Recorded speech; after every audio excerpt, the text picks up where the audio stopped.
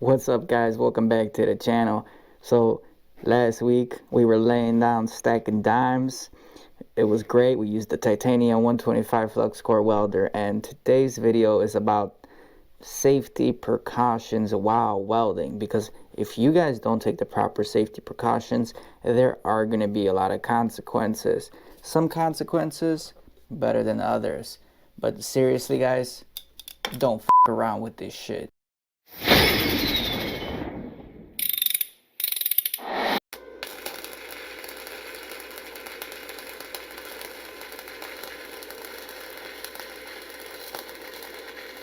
So everyone knows when you're welding, you need proper PPE or protective equipment for your eyes, for your body, because welding can cause some damage to your skin, to your eyes, to your retina, and to your body. So the most common safety equipment, obviously you guys know, is protecting your eyes. You want a nice quality helmet. Check out this helmet we picked up on eBay for Black Friday. Is this helmet doing its job? Well, stick around because we're going to discuss the results of this helmet.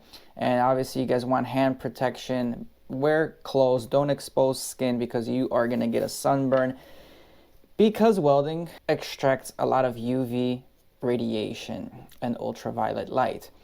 But on this video we're going to be talking about how you can protect your eyes. And my eyes honestly hurt like hell after my first welding session. What did I do wrong? Did I weld for too long? Was my welding helmet not set up properly? Did I have the wrong shade adjustment? Did I have the wrong sensitivity adjustment or the delay adjustment?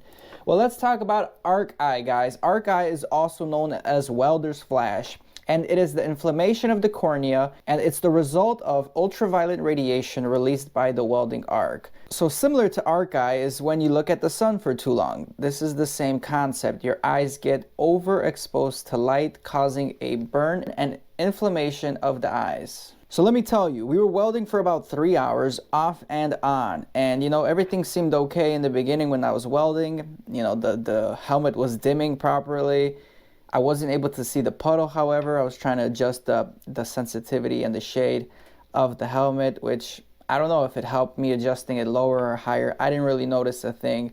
But once I got home, and it was a nighttime already, I got home, I turned on the TV, and within like 15 minutes, I noticed like, whoa, what's going on? My eyes are like super sensitive. They're exposed. Even, it's like I see white light even if I look in the darkness. And I was like, oh shit.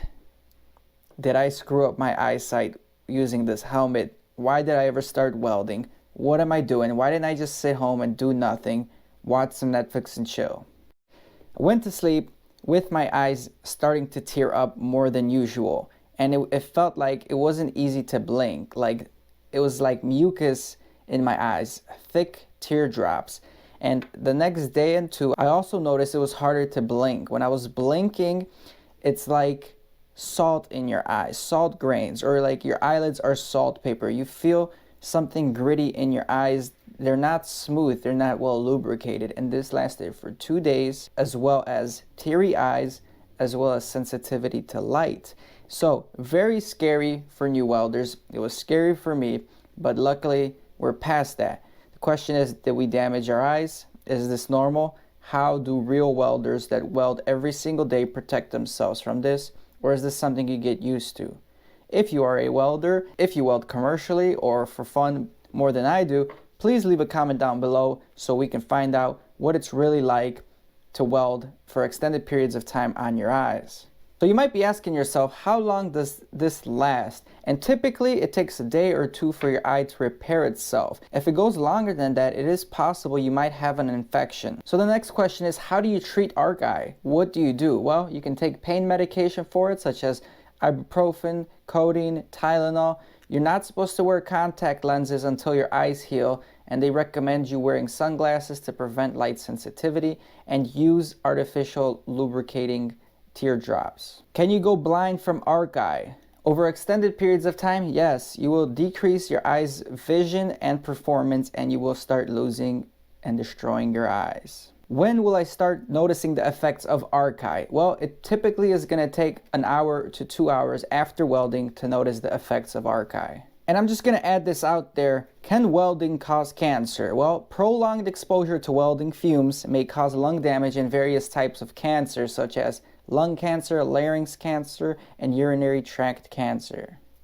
So, you guys already know, when I was welding this, I didn't have ventilation. I just had the garage cracked a little bit at first, and there's no way you can survive out there. I cracked the garage door all the way, and even then, by the end of the night of welding, I was messed up, man. I was inhaling these fumes, and I could tell my respiratory rate, my heart rate was all changing. I was losing it. I was weak, lightheaded, and really, really bad stuff for you guys.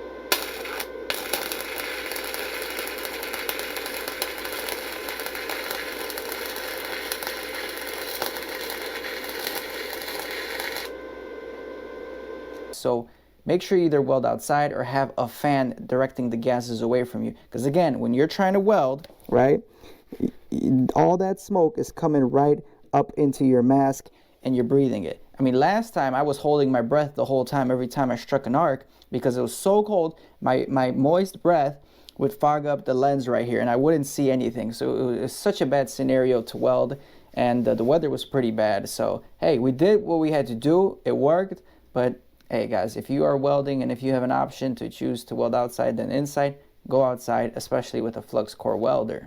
For the future, how am I going to be able to protect myself a little bit more? Well, again, you guys want to wear a pair of glasses before you start putting on your welding helmet. This just helps protect your eyes a little bit more, and there's studies that are done, and if I can, I'm going to take the little clip right now and insert it right here. But if not, if I can't do that, then just trust me on this one, wear some protective glasses first, then use a welding helmet. Also, depending on what you're welding, if you're using a flux core, a TIG, a MIG, a stick, the shade you're going to adjust your helmet, meaning how dark it is when you're welding, is going to differ. So right here I'm going to include a little chart for you guys, and hopefully that's going to help you guys out. But for flux core welding, you want to stay a shade between 10 to 13.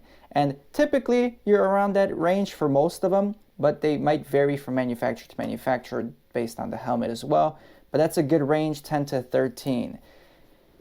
Anyway guys, that's it for this video. I'm checking out. My eyes have gotten much better, so we're Gucci. There's no reason to panic, even though we did in the beginning. But we're going to do some more welding eventually, as soon as this coronavirus passes, and hopefully we survive. But until then, I'm going to stay home unemployed.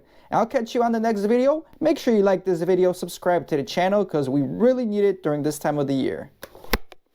Peace. I ain't here for the money, I ain't here for the fame.